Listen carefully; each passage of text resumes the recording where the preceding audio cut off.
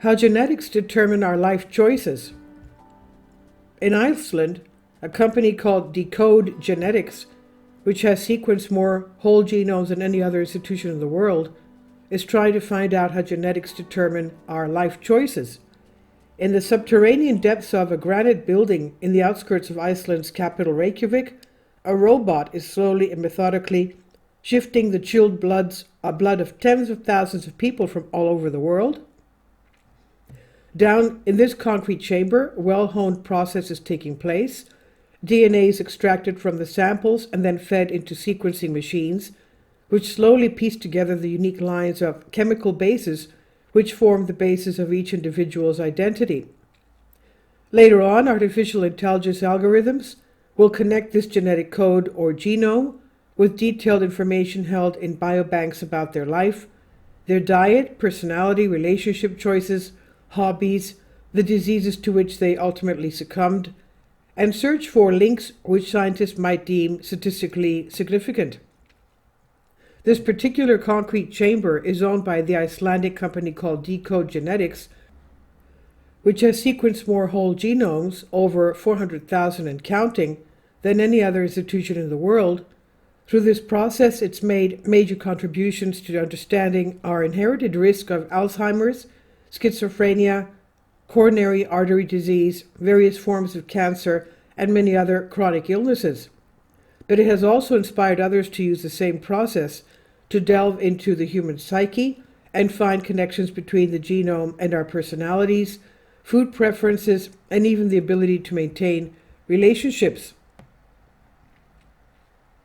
These kinds of studies are starting to touch on something more intimate than simply the search for new medicines, instead revealing new connections between our genetic code and our life choices. For many scientists, it's begun to raise the question, to what extent is our behavior the product of our own volition, and how much is simply predetermined by our underlying biology? When you look at us as a species, we have come into existence on the basis of information that lives in our genome, and then the interaction of that with the environment, says Kari Stephenson, an Icelandic scientist who founded Decode Genetics in 1996, with the initial aim of using Iceland's unique genetic landscape to understand more about common diseases.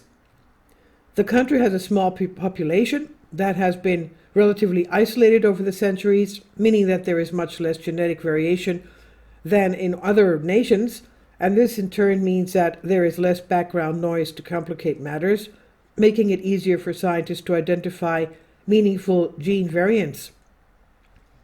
Part neurologist, part philosopher, the 73-year-old Stephenson has become even more convinced that the complex cocktail of DNA that we inherit from our parents, along with around 70 spontaneous genetic mutations which we acquire by chance, subconsciously dictates our behavior to a far greater extent than we are aware. We may not realize it, but it appears that many routine aspects of our daily lives might be partially driven by our genome. Subtle genetic tweaks in our taste receptors help to determine whether you prefer drinking coffee or tea. And it turns out that coffee lovers are less sensitive to the bitterness of caffeine, while tea aficionados do not perceive other types of bitter chemicals quite so potently. Genetics also play a role when it comes to our inclinations or aversions for all sorts of different activities. At a simplistic level, it governs both how much you enjoy exercising and whether you prefer more solitary forms of physical activity such as running or competing with others as part of team sports. But our DNA can also point us towards more specific leisure time pursuits. 15 years ago, a survey of 2,000 British adults first suggested that there might be such a thing as a hobby gene.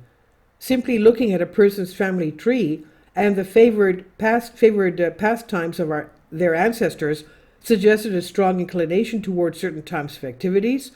Participants in the survey were often surprised to discover that they usually came from a long line of amateur gardeners, stamp collectors, or cake makers. Isn't that interesting? This is from Great Game India. Please leave your comments and thank you for your support. Kindly support my Patreon account The daily posts are 5 videos daily, and they are totally different from what I have on my YouTube channel. Thank you so much for your support and that you find all my content so interesting. You'll find the Patreon account details in the description box below.